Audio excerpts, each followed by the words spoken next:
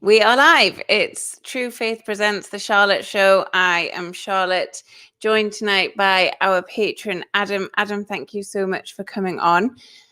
That's okay. Thanks for having me. You're very welcome. Apologies to people who've been sitting at their computers for the last 90 seconds wondering what on earth is going on.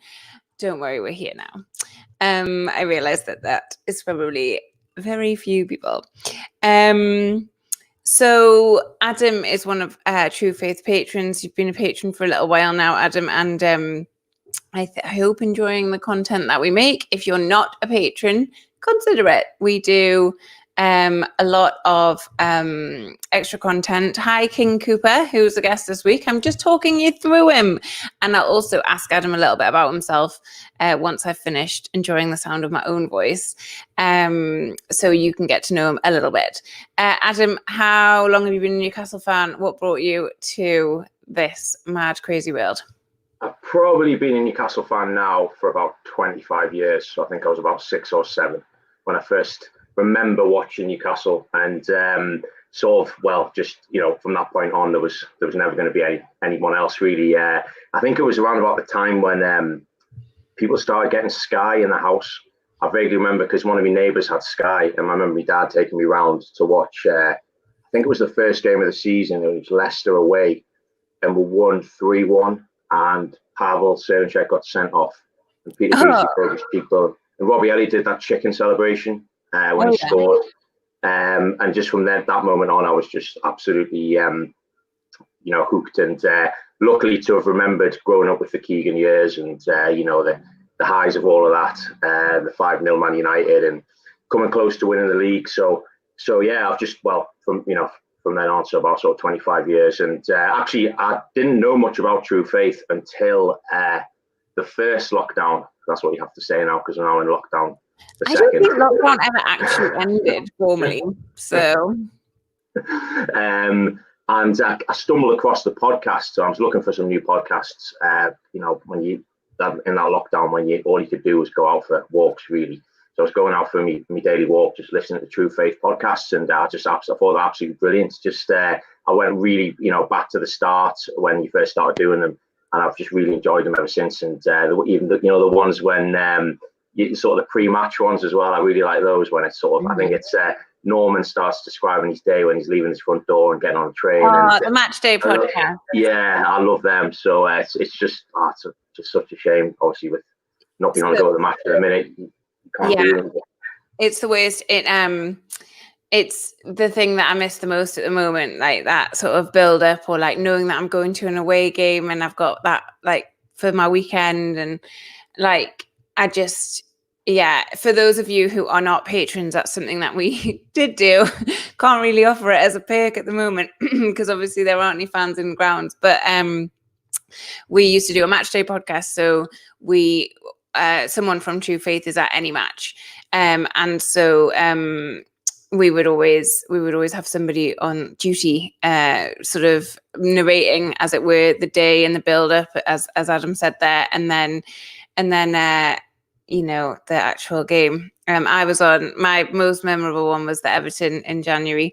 That was my favorite one, which I think like a lot of dogs could hear because I was screaming at the end. But still, sometimes listen back to the BBC Newcastle commentary of Legion's goals. I think you can still listen back on Facebook just now and again to hear. I think it's Matthew Raisbeck describe the last. And Ando, I think Ando was like, "Oh, this won't happen" or something, and then it happens. It's so good. But yes, that's something that we do. So when we can go back to stadiums, we will certainly be picking those back up. We've already got a comment. Let's see what it is. Okay, Adam, we can sort of go in and out a little bit of questions about you and about our sort of shared experiences and things like that. But A2 wants to know, what do you think it'll take for Ashley to boot the useless cabbage head Pratt to the curb? I think he's talking about Steve Bruce. Personally, I find it hard to imagine he won't be sacked unless we're in the bottom 3, as unbearable as that is. Do you think that's what it'll take, Adam? I'm not sure. I think knowing Ashley, it'll be really dire straits before he does sack him. He's not a he's not an owner who sacks managers. You know, if you look at the past, McLaren, I mean, that was really bad when he went. You know, looking at sort of past history, he won't sack people. And I think, to be honest, it's almost like if Bruce was to get sacked, what would come next? Like, you know, I don't think it's going to get any better. Like, I don't think there's a queue of people who'd be knocking the door down. I think, you know, when we had Benitez, it was actually Rafa who approached the club to offer his services, and I think that was just a massive stroke of luck. I don't think we're in a position now to have any of the big name managers wanting to come to the club. So, you know, to answer the question, I think it would take an awful lot, basically, for him to let Bruce go. And even if he did, I don't think it would be necessarily the best move for us. Yeah, I'm sort of with you. I think that Mike Ashley has a bit of previous on leaving it too late. I mean, you know, Rafa coming in, but we still went down. Like it was too late. And so, you know, you say this question says, I think it'll be unless we're in the bottom three.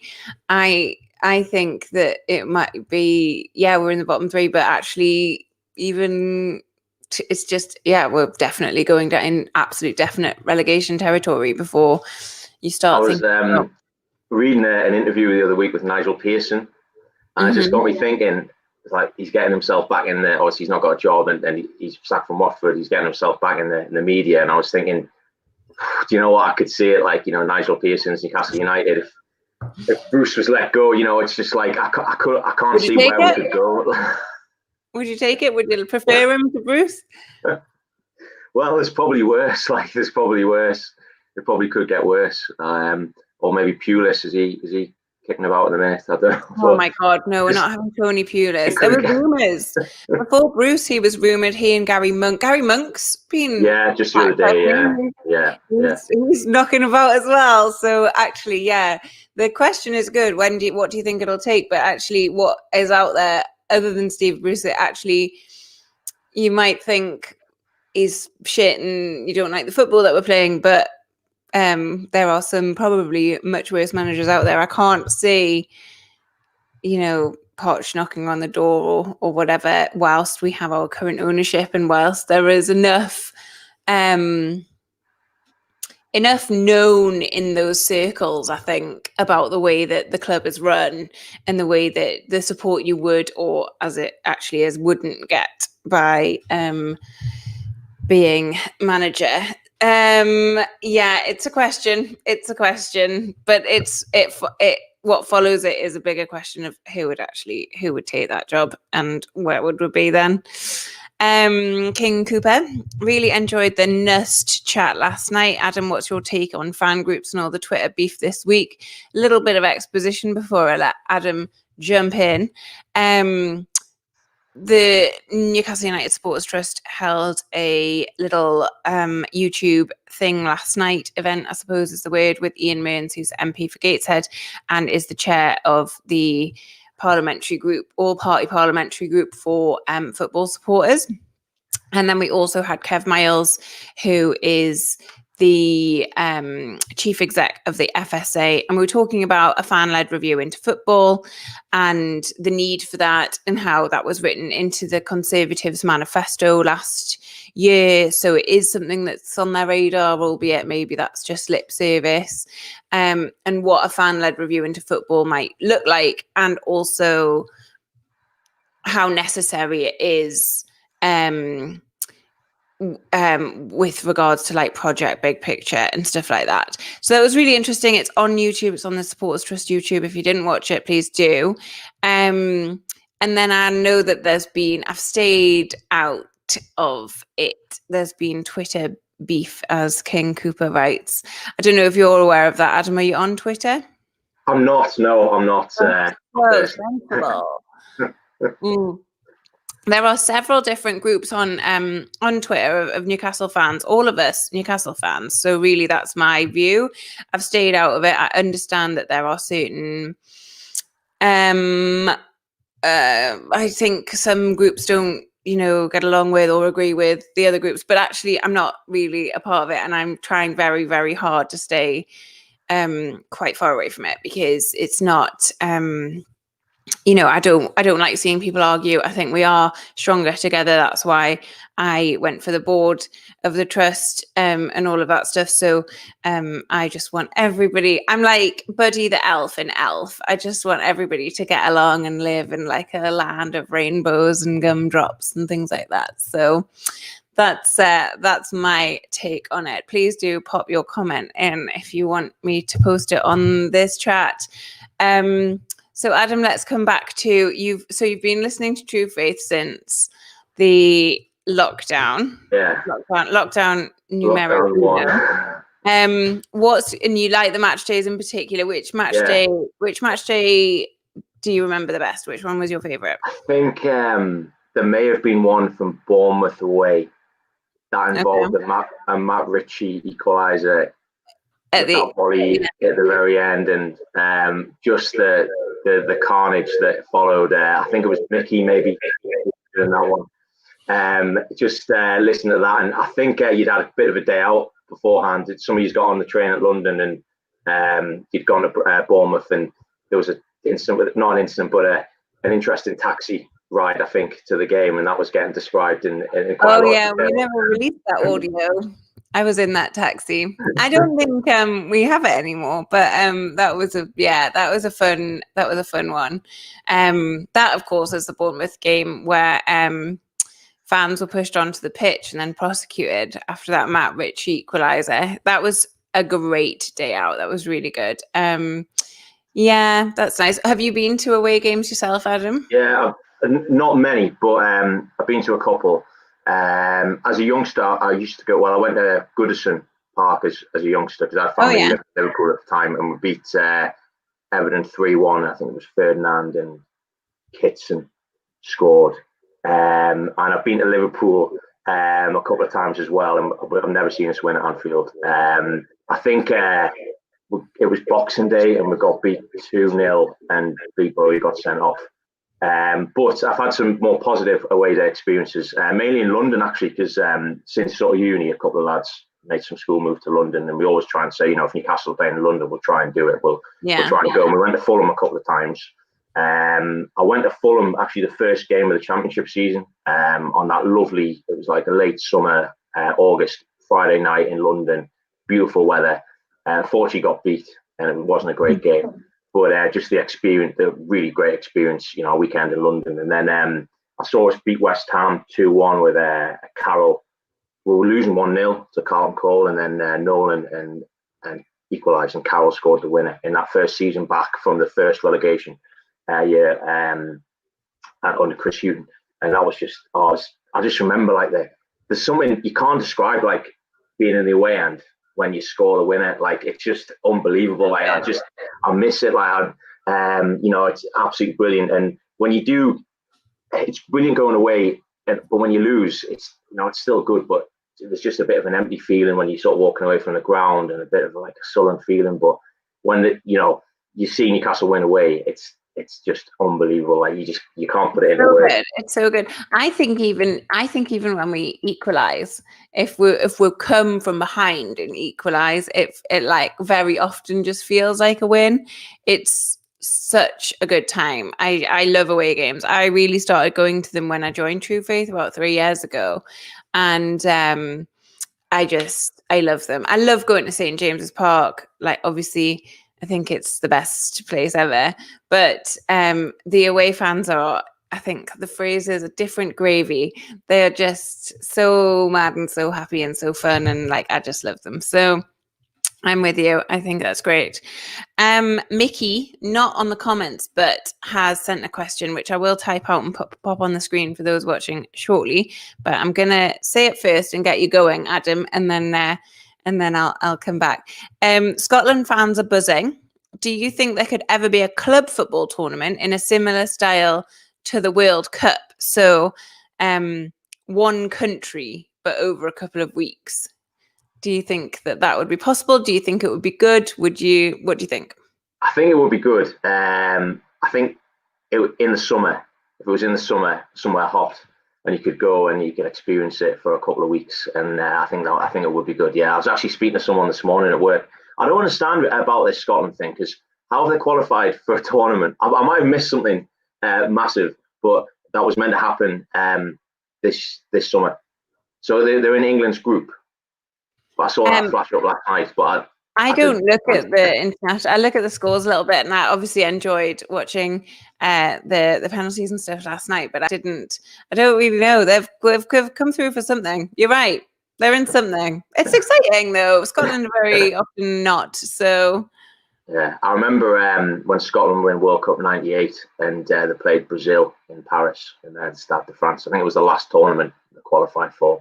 Just seeing all the Scottish fans in the stadium and everything there. But no, I think I was actually speaking to someone this morning at work about like memories of international football, like in the summer, like summer talk just makes the summer when it's like nice, really hot weather and you're watching football. Like I think I was at uni for, it was Euro 2008, which England didn't qualify, unfortunately, under one of our, it was the qualifying campaign with one of our ex-managers, Steve McLaren, where we lost to Croatia and didn't qualify. But I remember just watching that and just the memories of like summer football. Well, not so much this summer when we were watching Newcastle there in lockdown, but it would be good, I think, just to have like, a summer football tournament. Yeah, I agree. I think it's a good question from Mickey. Like, I don't know what form it would take, and you would have to assume that it wasn't always going to be a sunny time. But yes, I think it would be fun. It would be Mickey's sort of follow-up comment is, how good would that be for traveling fans? It would be fun, but I feel like if it was over a few weeks, like if it was one country and it was a club tournament and it was over a couple of weeks, first of all, you'd need like a much bigger squad. You'd have to consider that, because if you're playing like 4 or 5 games, I guess you'd get knocked out. People get knocked out anyway. And then I think I'd just have to take like 2 weeks off work to sort of go to or like watch all of them. It would probably be quite a commitment from me. But I guess when I think it was World Cup '98, when England played Tunisia in the first game, and it was like 2:00 in the afternoon on a Monday or something, and we persuaded our maths teacher to let us watch it, a bit of it, and he said, "Oh, do your work, I'll let you watch it." And he had to wheel in like one of the old tellies, like on wheels back then, like into the classroom. That was so good when they would wheel in the TV, and it's like strapped onto that that like trolley, and you're like, oh right, we're not doing any work today, then they're just gonna put the telly on. Okay, great. I always love that. Okay, well, let's move on to some kind of news from today. Apparently Sunderland are being taken over. Have you seen this news? I heard it a little bit. I think was it Tuesday, Wednesday earlier this week that they've cancelled a fans meeting or something, and from that people were inferring that something was about there, or something was in the pipeline. Well, apparently it's a 22-year-old like millionaire or billionaire or something who is looking to buy Sunderland. I mean, we were talking about it in the group earlier, and Mickey was like, "Oh, that's a blow, isn't it? Like, we don't want them to be bought. We don't want them to be, But Alex pointed out that we said that last time, and it couldn't have gone better. I know. I know the Sunderland Till I Die series. It's been discussed a little bit, on the pods and things. But I have to admit, like, I did enjoy it, but not for like the kind of let's laugh at Sunderland point of view. I enjoyed seeing how a football club works, how a football club that is backs to the wall, how that, when they tried to sign Will Grigg on deadline day, and how other clubs would say, well, the new once Madger left, that Sunderland would pay anything, so they kept putting the price up. I just found it quite interesting to think, and I'm sure we've probably been in that situation before. Well, I remember when we sold Andy Carroll, and it was late January, and clubs know that we needed a striker, so it just kind of gives a bit of insight into how a football club that is struggling, how it kind of works, and I just found it quite interesting. And I did feel a bit sorry for Sunderland fans as well, a tiny bit, not too much, like, but I'm very soft, so I'm very similar. I was like, I watched it for I watched it with Joe Sport with a Sunderland fan. It was in lockdown, so it was like over Zoom or whatever. And I never shared it because they cut it so that I was asked not to be like super harsh, and they cut it, and that kind of just seemed really like kind to the Sunderland fan. And I was like, this isn't properly representative. I'm quite soft, so I am a little bit like, well, I feel a bit sorry for them because if that was my club, I would just honestly just be so good. Like, I love my club so much, but then also so much of what Sunderland fans have done and like against us and things like that, I don't know. I lose a little bit of the sense of feeling sorry for them. Paolo Di Canio sliding on his knees in a suit in front of Sir John Hall stand. Yes. Well, I mean, all kinds of stuff like that, like you're going down banners, the Rafa Benitez banners, like, you know, other stuff. Like, I think there's stuff that I think there are certain things that, like, you know, on a more sort of social media-y type level, like they're fans of. I don't know the facts. I know that more of the lads in the group will know because it's been so many years since Sunderland were a relevant team that I haven't really had to discuss or think about them. But I know that the boys in the group have had some interactions, maybe is the best way to say it. Okay, well, let's move on a little bit. The happy-ish news, because it's maybe not news, that Almiron got a yellow or got sent off or something, so can't play for Paraguay this week. Did you see this one, Adam? Didn't was it playing Argentina?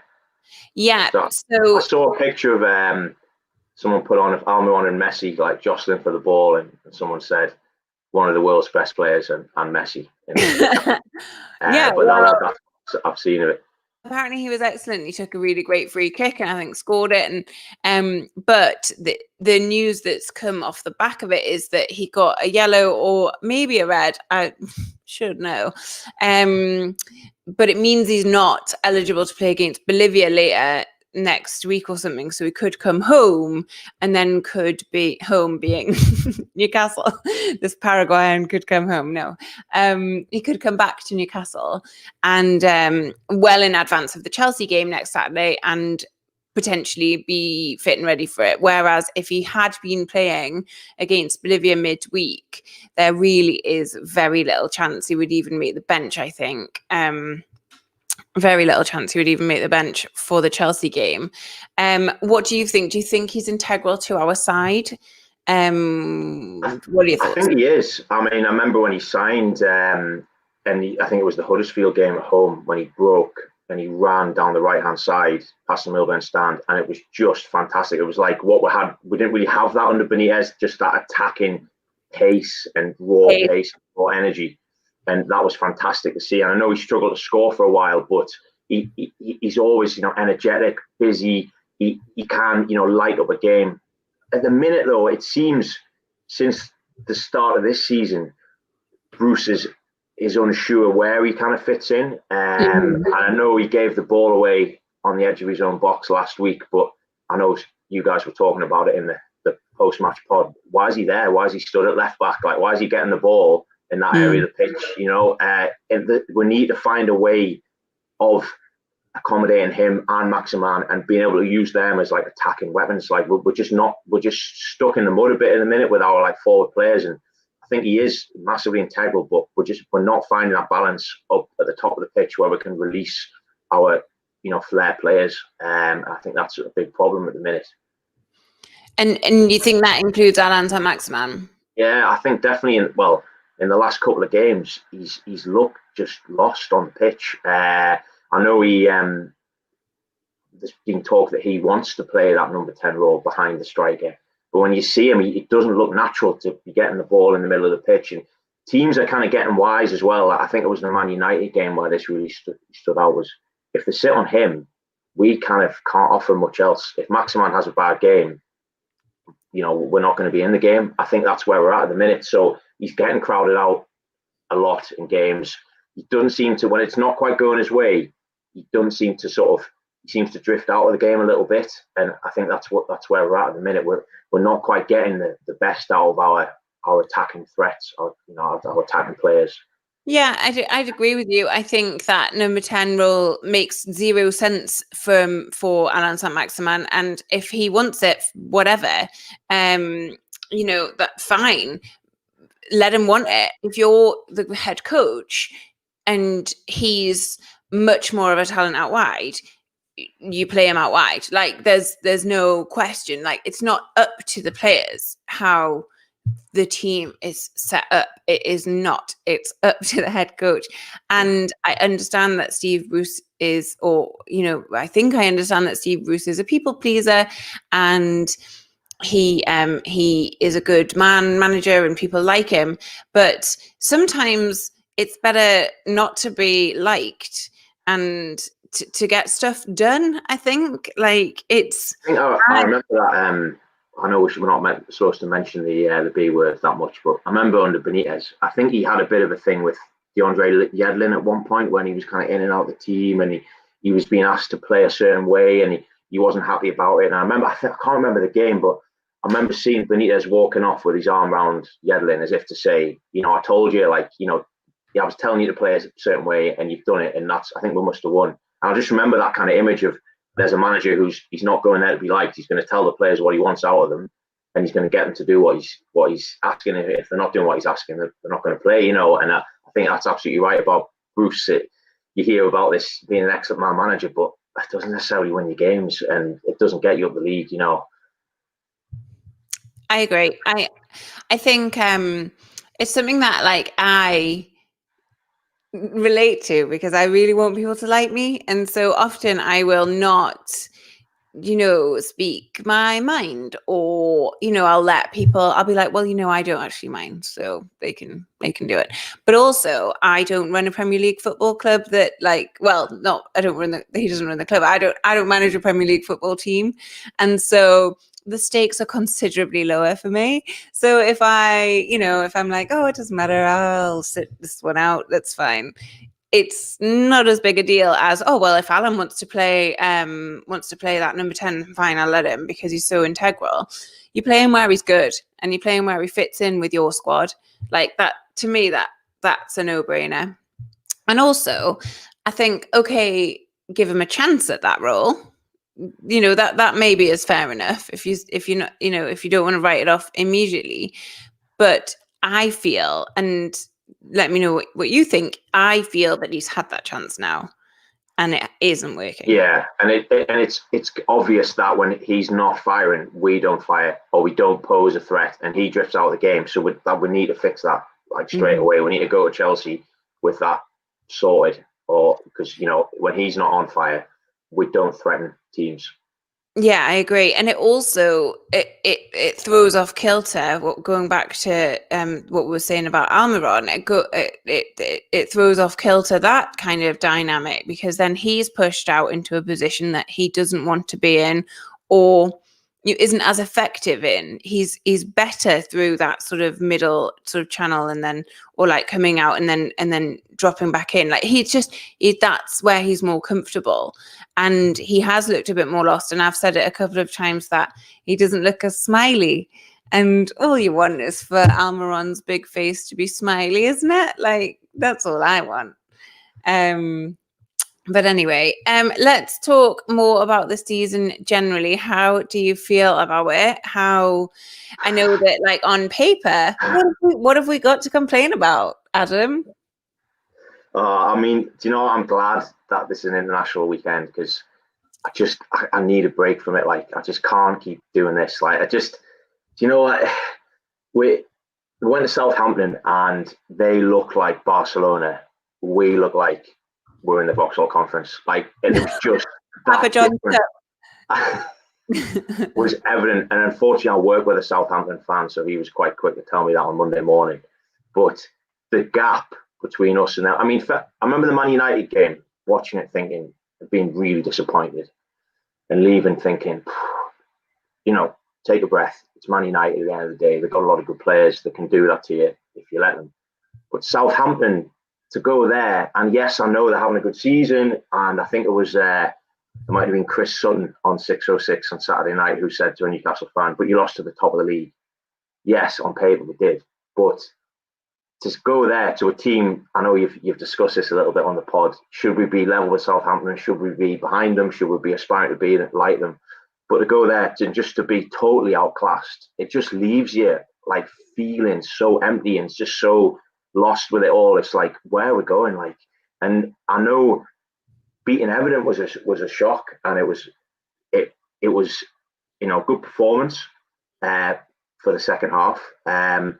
And Everton have been going well, had a couple of injuries. So although we won, you're kind of a bit thinking, well, what does that really prove? Like, did we play well? Did they not play particularly well? Were they missing the best players? And you're a bit confused about, even when we do win. It's sort of just, so it's just that feeling of emptiness. And the big thing that stuck with me was coming back from Project Restart, starting well, Sheffield United game, Bournemouth, and then we played Watford away. And I think we were winning 1-0. And the second half, we just stood off them. We got beat. I think it was 2-1. Was it the penalty? It was the Ritchie. It was a Manquillo foul. Give the penalty away. And that for me was the turning point. I think it was just like, we're just not there. Like we're way off. Like, we can't compete. We're in that bottom third of the table, and at the minute we're there to stay. Like, it's those kind of performances you just think like we're way off, like where we're dreaming to be. Yeah, and I think it's harder, isn't it? Because we're in lockdown and there's nothing to do, and you do look to your football for like exactly. some kind of entertainment, and you sit there and you're like, oh, I'd rather not be watching this. This is absolutely dire. I think with games like the one that you mentioned there, the evidence to me is that we are going for a point. If we get 3, well, that's just lucky and good that we're, that, like, I think it's almost like we're just going to go for a point for most of our games and then hope we pick up 3 every now and then to get us to that 40. And then once we're at that 40, I don't know if you subscribe to The Athletic, but when there was that Isaac Hayden interview recently, and he kind of said, there's a mentality in the club that when we get to 40 points, fine, like no bother, like foot off the gas, we're okay. And I mean, he's saying what we all were thinking, like it's just affirming what we all thought, but it's just so frustrating and disappointing. Yeah, I know. And I think Hayden sort of alluded to as well that within the squad, they do have an issue with consistency and putting a run together, and they know that's an issue. And you think if we could just get off the back of Everton, off the back of Burnley, those games, if we could just build on those and go, if we went to Southampton and got a point, and then we went to Chelsea and got a point, and then we've got that run. I think is it Fulham, West Brom, and Villa perhaps before Christmas. We're set up to have a really positive run, but we just can't seem to build on what we've done, build on the kind of victories, and put together a string of positive results. It's sort of 1 step forward, 2 steps back. It's that consistency thing that gets me. Like after Everton, I was like, oh, this is a team that looks bedded in now. It's that second half. Like, okay, they know where they're supposed to be. That's great. And then you put in a performance like the one at Southampton, you're like, oh, it was a fluke. It was just a horrible fluke. And it got me excited about nothing. Mickey wants us to step away now from the current nightmare that is our club. And into our time machines. The question is, if you could go back to one moment in your life as a football fan, what is it? What about go back to one game? I'm not sure what your second part of that is about, Mickey, but if you could go back to one moment in your life as a football fan, what is it? Adam? I think it's got to be growing up in the Keegan years and being able to remember that time and just going to games as a Newcastle fan expecting to win. And expecting to win 4-5-6-0. That feeling, like, is just unbelievable. Like, and you've not had that since then, Yeah, I was gonna say expecting to win or expecting to try. Like that's how I've like recalibrated. Expecting to try. I kind of remember what else about that period was people say the phrase, "Oh, you're everyone's second favorite club," but to now, if you sort of compare that to now and think, what do people think of, what the neutrals and pundits think of Newcastle United? What do we hear all the time? Oh, you want too much, you ask for too much, you don't know you're born, you don't know how lucky you are. I think it was Mark Lawrenson there last week. I was watching Football Focus in the house, and I was like, what did he say? Something, oh, they want to be in the Champions League. Well, I've got sort of two issues with that. Number one, like, which football fan doesn't want the club to be in the Champions League? Like, you know, like which football fan sitting out there thinking like, oh, I just want to get a point away at Southampton every week. You know, like, who's not dreaming of reaching those heights? And like secondly, what I don't think you've seen many of the performances over the past 12 months, but to have to put up with that week in, week out, why should we feel lucky? You know, why should we feel blessed that we're in the Premier League when you go in week in, week out watching like absolute dire performances? So Mickey's going hardline and he says, choose one specific moment. I personally, this is going to be a weird one, but I'm going to go with the specific moment for me, and it's not a game, but it is the 5-0 against Man U, right? Because, and I think I've written about this in a fanzine, my grandma bought my brother a mug from the club shop that was like Newcastle United 5-0 Man United thing, and put, like, we were staying over on like a Saturday night or whatever, and she put it on his bed, and there was no equivalent gift for me, but I'm fine. I'm fine. She put it on his bed, and I remember being like, why don't I have one of these? And she was like, well, you're a girl. And I was like, I am going to like football now, and I am going to show you that I deserve one of these mugs too. So I feel like that was kind of a pivotal moment for me, like this stubbornness that it like brought out. And then, you know, I was always aware of Newcastle United. I wasn't very old then. I must have only been about 6 or 7 when that happened. And I was like, at that point, I was like, right, I'm going to show you. I'm going to be a fan. I'm going to be a bigger fan than him. And I am. So what about you? I think it's probably what I said before. West Ham away, I think 10-11 season, being in the away, and I think it was the first time I'd seen us, well, the first time as an adult I'd seen us win away. And as I said, just the scenes, the away end, the scenes, the characters, the crack. Like I remember, I miss Upton Park as well. Like I like going to Upton Park, like the narrow streets, like Green Street, the atmosphere. I think it was a 5:30 kickoff in the winter, so it was floodlit. You know, just the atmosphere in there. Just when the winner went in, like it was unbelievable. Like I think that was it for me. Definitely, just the scenes. Seeing a victory in the away end, definitely.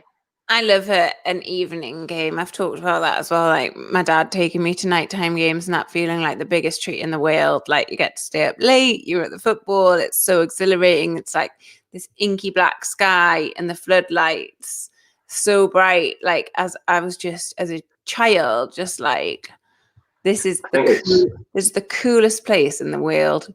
People say, don't they? Oh, you made the hair stand up on the back of your neck. But I think I feel that when I'm walking up the steps, and you see, if you're coming sort of in the Millburn stand, and you walk up the steps, and you can start to see the top of the exhibition stand, and that feeling when the lights are on and it's floodlit, and when you come in. I remember the season we were in Europe, and you could get tickets in I think it was the Gallagher. But you're just walking into the sort of night games and looking up and just seeing level 7 lit up. That's a very special feeling, definitely. 100%. All right. I was going to ask you about John Barnes' comments today, where he's called for realism among our fan base. But you know what? I don't want to talk about him. Alex wants to know. Alex just texted me saying your dream NUFC 5-a-side team and manager. So I'm going to type that one out. That's a great question.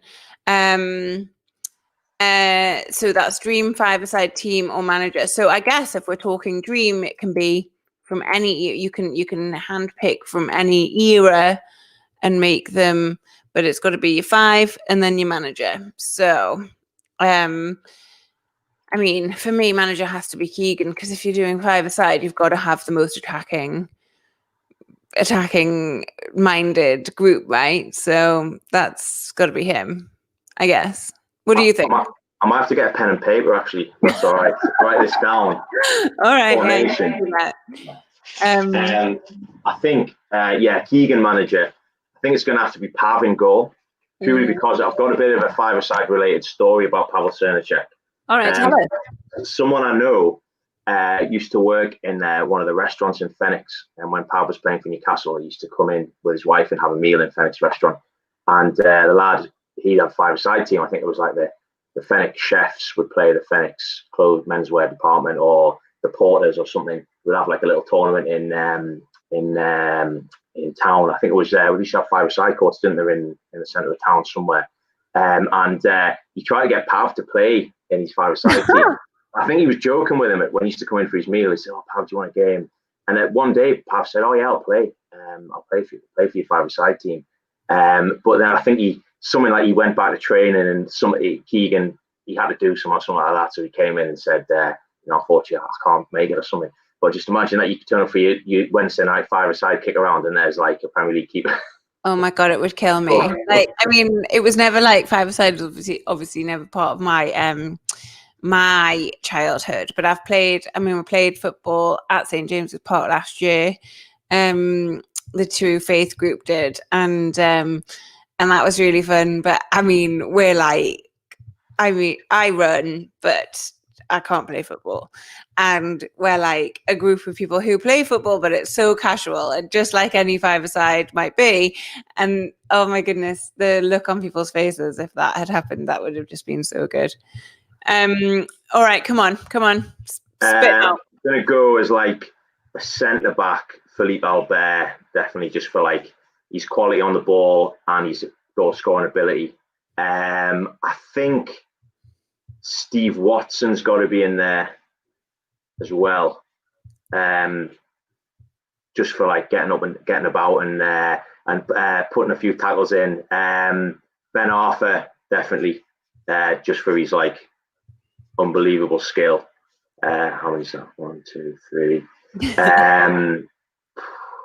It's hard.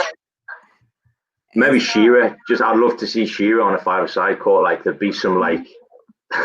He's the Premier League top goal scorer still. Like, it would be madness not to put him on your 5-a-side. Like objectively mental. Yeah, that was 1, 2, 3. Yeah, that's 5. Yeah. Okay. We'll have a couple of subs waiting on the outside of the cage. Who would have? Well, Maximan. How many subs are we allowed? 3. Yeah, why not? Robert Lee, I think he's my all-time favourite player. And who else? Maybe Colaccini, just for a bit of comedy hair. Oh, I loved Colaccini. My favorite Colaccini story, this is so weird, is not about him. It's just about my friend. Her ex got off with someone in a club, and one of our friends had seen, and he was trying to fall asleep, and she was like, "What did she look like? Was she fitter than me? What did she look like?" And he was really asleep and quite drunk, and he just kept going, "She looked like Colaccini. She looked like Colaccini. Leave me alone. She looked like Colaccini." She was like, who is Colaccini? Anyway, that's very much a me story. We have had a question. If you could change one result from the past, which result would it be? Oh, that's such a big question. Good questions. Good. I think, was it Blackburn away when Graham Fenton scored, and we're pretty much at that point, Man United overtook us in '96. I think it was like a night match away, and I just remember that. I remember it vaguely. But was it on someone? Who was it? Oh, it was the Athletic podcast. Taylor Payne was talking about the word Fenton still gives him nightmares. Oh yeah, because of that. When he chipped it over Shaka Hislop. And I think at that point, Man United had overtaken us, and it was in their hands basically from then on to win the league. So I think it would have to be that one. Yeah.